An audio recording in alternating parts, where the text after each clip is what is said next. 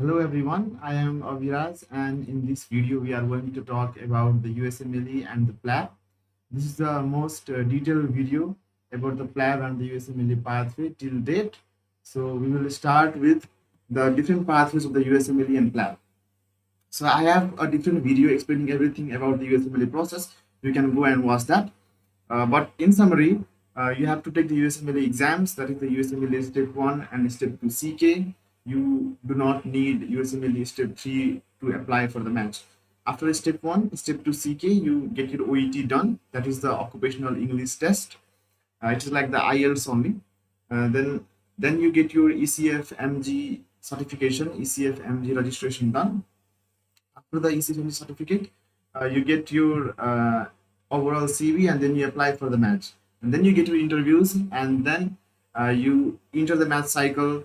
And if you get matched, you get a residency spot, which is generally for 3 to 7 years. If it is like something internal medicine or pediatrics, it is 3 years. If it is like general surgery, it is 5 years. If it is like neurosurgery, it will be 7 years. And then if you wish, you can do a fellowship or you can be an attending just after your residency. But for the PLAB, you first need to get done with your medical school. You need to get your primary degree.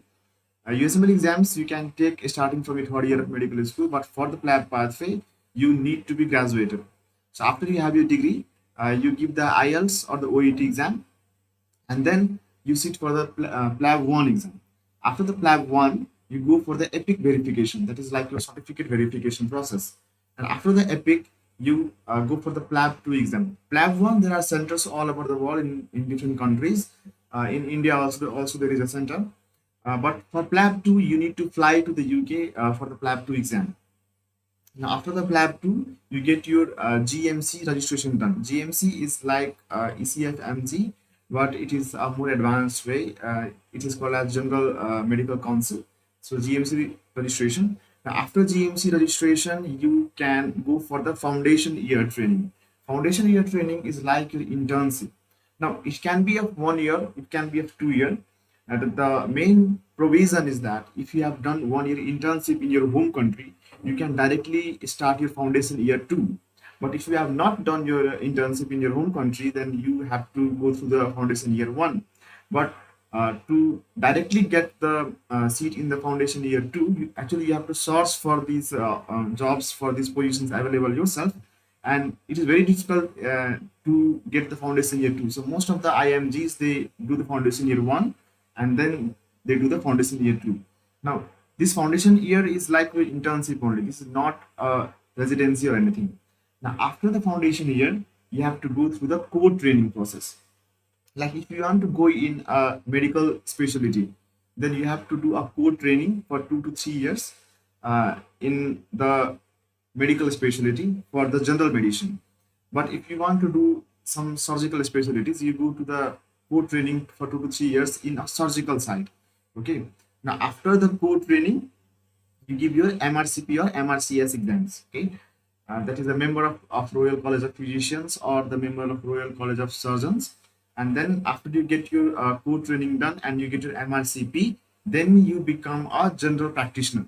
There is nothing like internal medicine consultant or general surgery consultant in the UK. Okay. So after the MRCP or MRCS, you just become a general practitioner.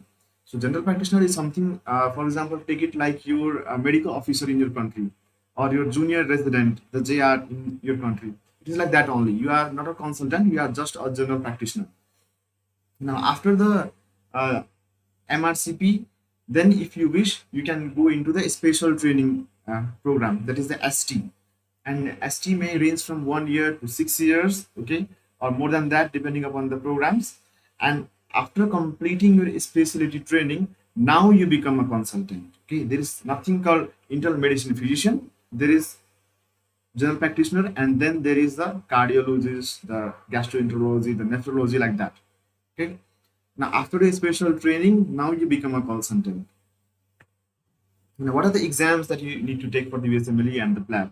So, for the USMLE Step 1, which covers the basic sciences, contains 280 questions, is an 8-hour long exam. which includes 1 hour of break. And it was previously a scoring system, but now it is a pass fail. And PLAB 1 is a clinical. It tests your clinical medicine areas. It has 180 MCQs and is a 3 hour long exam. And the scores actually do not matter. It is a scoring system in PLAB 1, but the scores do not matter. USMLE step 2 tests you on your clinical medicine, contains around 318 MCQs, is a 9 hours long exam, and it is a scores. So the scores matter a lot in the USMLE step 2 CK exam. But for the PLAB 2 part, it is actually a sort of practical exam, like the practical exams you give in your university exams in your medical school. It is like a bedside practical exam, OSCE, which contains 18 scenarios, 8 minutes each, is of 3 hours, and scores do not matter in the PLAB 2 exam as well. You can take multiple attempts, and even the attempts will not be mentioned in your score report how many attempts you took. Even if you fail in the PLAB 1 or PLAB 2, they will not mention that. But for the step 1 and step 2, they will mention that you have taken attempts for the step 1 and step 2. And that is really something that program directors look at. If you have attempts in your step 1 and step 2, then that is a downgrade for you. uh, PLAB 2 should be taken in UK, whereas step 1, step 2, and OET can be taken anywhere in the world. But for PLAB 2, you have to fly to UK. Now, actually, honestly speaking, USMLE is tougher because USMLE is more challenging. Even if you want to prepare for the exams for the USMLE, the step 1, step 2, each step's gonna take you around 6 to 8 months of preparation for the exams, and the exams are itself tougher. 280 MCQs, 8 hours long, 9 hours long, two long questions. But comparing with USMLE, PLAB is a little bit easier, is a little bit less challenging because uh, patterns are really short, the exam length is short, the preparation time is generally short for the candidates, and scores matter in the USMLE. In PLABs, scores do not matter. Attempt matters in the USMLE. PLAB, they do not look for the attempts. They do not mention about the steps, the attempts that you have taken. And at the top of that, first is the match in the USMLE process is very a luck. Even if you have done everything, you have excellent scores, you have excellent research papers and all. At the end, it all comes down to luck. Also, you need to do a paid United States clinical experience in the US, 3 months, 2 to 3 months of electives, which is very, very costly. It is very difficult to get some free USCs. And then you have to make a CV well, and then you have to do some research, some volunteering. Overall, your CV should be the best, and then you apply for the match. And even after that, there is no guarantee that you will get a residency spot, because even in the match, you may not get matched. But for PLAB, after your GMC registration, you can get into the foundation year 1 or foundation year 2 positions, which are actually paid. So even if you cannot get into our residency programs, you can keep on doing these jobs, which and you can make a living out of that actually. But USMLE, until and unless you get matched, you cannot do a job in the US. Residency is the only way to work in the US as a doctor. Now, talking about the cost of the USMLE, now I have also a different video where I break down all the cost for the USMLE. So in there is only the summary of that part. So ECFMG registration, you take an ECFMG ID that will cost you $160. Step 1 is 1195 dollars. Step 2 is $1,220. OET is $390, and after all this, you get your ECFMG certification, that is $995. And after that, you apply for the match. You apply for different hospitals for different programs that gonna cost you around $2,500. Step 3 is not needed for to apply for the match, so I'm not gonna mention about that. The total cost only up to this part is $7,460. But if you go and watch my previous video about the USMLE cost, then you can find out all the details, and actually the cost of USMLE comes down to $18,000 plus. But for the PLAB part, PLAB is comparatively very, very cheap. The IELTS or OET will cost you $390. PLAB 1 is $316. PLAB 2 is $1,158. Registration, that is the full registration, is $200. There is a partial registration too, or the provisional registration, which is only $60. But most of the people, they opt for the full registration, that is $200. So even up to this, the PLAB is $2,064. So no matter how minimum you spend for the USMLE in your whole journey, or how much you spend for the PLAB in your journey, USMLE is always gonna be at least 1.5 to 2 times costlier than the PLAB process. So PLAB is comparatively very cheaper than that of the USMLE process, the whole process. Also, after doing PLAB, there is a very good chance that you may get a foundation year job. But for the USMLE part, even after spending all this money, all these efforts, you may not get a residency spot, and you are left only with the option to apply the next year. But for the PLAB, even if you don't get a residency seat, then you can work as a junior foundation year doctor in the UK, and that is actually a paid position, and you can actually live in the UK. Now, talking about all these factors, it is felt like the PLAB is actually a better option in regard of USMLE. Okay, but the main thing comes down to the length of training. In USA, you do a post graduation residency, which is actually of 3 to 7 years. So let's take an example of being an internal medicine physician. So in the US, you get 3 years of internal medicine training. After that, if you want, you can go to a fellowship program, for example, for cardiology, which is again 3 years. But in UK, you have to do the foundation year 1, foundation year 2, that is 2 years, and then you go through a code training for 2 to 3 years, and then you go to a specialty training, that is for 3 to 6 years.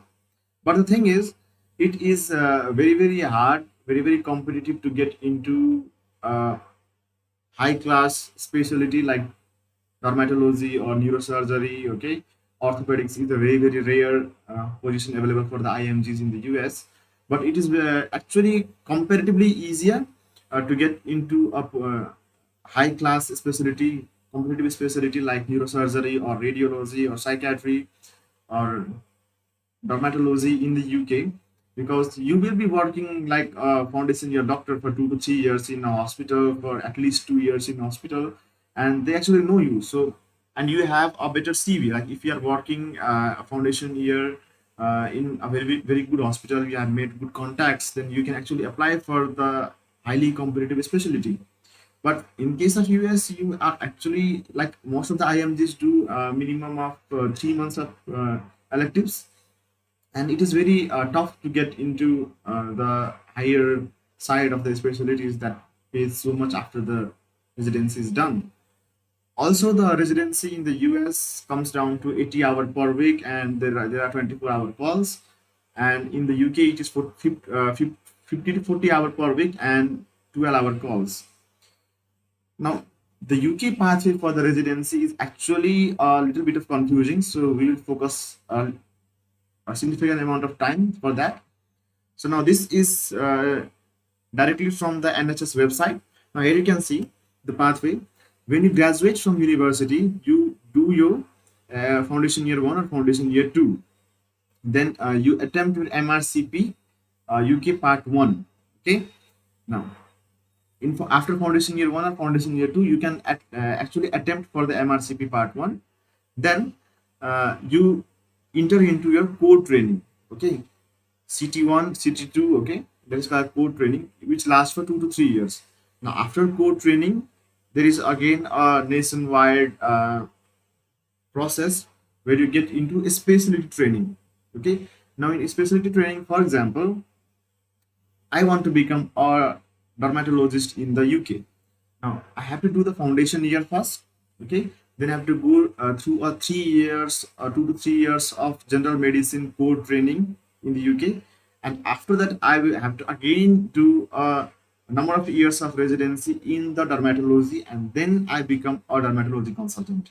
It is not like in the US that you directly get into dermatology 3 years, 4 years, and you are done. It is not like that.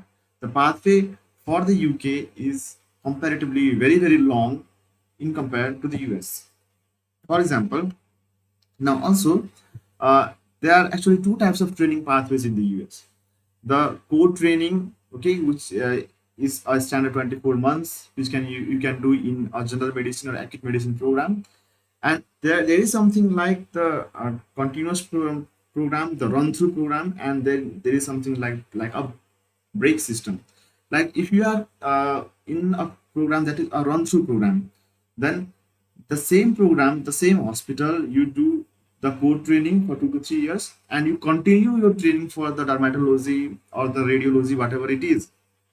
But if it is not a run through program, then you have to do your core training, and then you become a GP, and then you again apply for the specialty training pathway.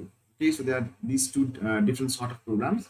For example, let's say if you want to become a cardiologist in the UK, now first of all you need to be a medical graduate. After that, you complete your foundation year, that is the 2 years of training program, and then you do your core training, that is the 3 years of UK internal medicine, and then you give your MRCP. Now, after that, you enter into the specialty training. I already told you there is nothing like internal medicine physician, there is nothing like internal medicine consultant in the UK. After these 3 years of UK, if you do not wish to continue, you can work as a general practitioner in the UK. That is like an, for example, say attending in the US. Then after this 3 years of UK internal medicine program, you go through a higher specialty training. That is the 5 years UK cardiology and general internal medicine program. Now you become a cardiology consultant. So it took you 5 years plus 3 years plus 2 years, 10 years of training to actually become a cardiologist in the UK. Only if these 10 years are continuous. Now, most of the people don't get into position because there are very, very less positions. For example, for the neurosurgery, there are only 20 to 30 positions all over the UK. Then most of the doctors have to wait. They apply 1 2, they get a gap of 1 to 2 years. Okay, then it is actually a pretty long pathway in compared to the US. For example, in US you go through a internal medicine uh, residency program, 3 years. After that, if you wish, you can directly enter into the fellowship, that is 6 years, and there are actually many spots available for the fellowship programs too.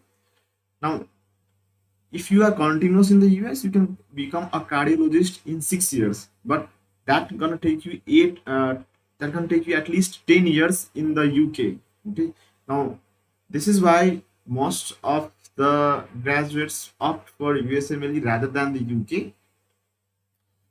For example, again, if you want to become a surgeon in the UK, then first of all you complete your medical school, and then you do 2 years of UK foundation year program, and then you do 2 years of UK core surgical training program. So that comes down to 4 years. Now after that, you do a 6 years of UK general surgery program. Now after this, 6 plus 2 plus 2, after this 10 years, now you become a general surgeon in the UK. Okay, now you are not a gastroenterologist.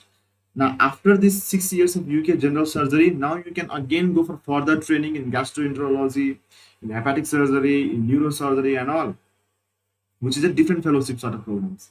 But only to become a general surgeon in the UK, it will take you around 10 years if you are continuous with the training. Same thing in the US. After your USML exams, you directly apply for the general surgery, which is for 5 years.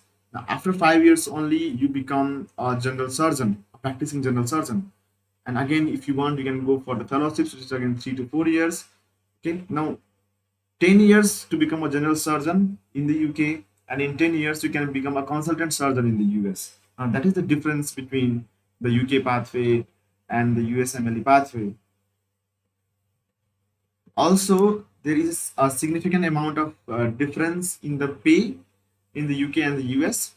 For example, you can say, see the US doctor salary summary. This is a bit of old data, but it is still helpful. For example, in the residency, the residents make $55,000 to $68,000 per year. Attending makes an average of $294,000 per year. Specialist doctor make around $346,000. Family care physician makes around $234,000. Similarly, the pay in UK is in pound, so you can convert this. Foundation year will make around 28 to 32,000 pounds per year. The registrar, that is the code after the code training, before entering into the specialty training, they make around 38,000 to 49,000 pounds per year.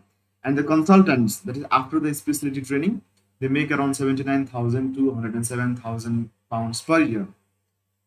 Now there is a significant amount of now this one is the converted, so both are converted into the US dollars. Here you can see, for example, in case of cardiology, the cardiologist earns an average of 438,000 US dollars per year in the US, whereas the same cardiologist will earn an average of $288,000 in the UK. Now this is a very very big difference. Now by the time you become a cardiologist in the UK, your colleague has been already working as a cardiologist for 3 to 4 years in the US, and even though you cannot make up the amount that he had made because the salaries are comparatively very very higher in US. Then these are some of the reasons that the most of the graduates choose the US pathway over the UK pathway. Also, if you are someone, this is only my point of view, if you are someone who want to train, you who want to earn some money and who want to return back in his own country, then UK is actually a bad choice because you will be spending 10 years of your life for training, and even after that you have to work for a significant amount of time to earn the same amount of money that the US physician will make. So, if you are someone who do not want to invest much, don't want to invest a more amount of money in the process, and who wants at least a easier process, or who just want to settle there in for lifetime, then you can go for the UK pathway. Actually, it is less risky than compared to the US pathway. Also, this image demonstrates the pathway for the dermatologist. For example, to being a dermatology consultant, first of all, you completed 2 years of UK foundation program, then you complete your 3 years of internal medicine program, and then you go through 4 years of dermatology program, and that comes down to 9 years of training to become a dermatology or dermatologist. Now, for this to be the same dermatologist in the US, you directly enter the dermatology residency, and after 4 years, you are a consultant dermatologist. Now, the your same colleague in the US is 5 years ahead of you uh, than in the UK. Now, this is a little bit of idea about the PLAB and the UK pathway. Now, it is completely your choice whether to go for the UK, whether to go for the USMLE pathway. Uh, that's all for the video. Thank you very much. We will meet again next time with next video. Thank you all.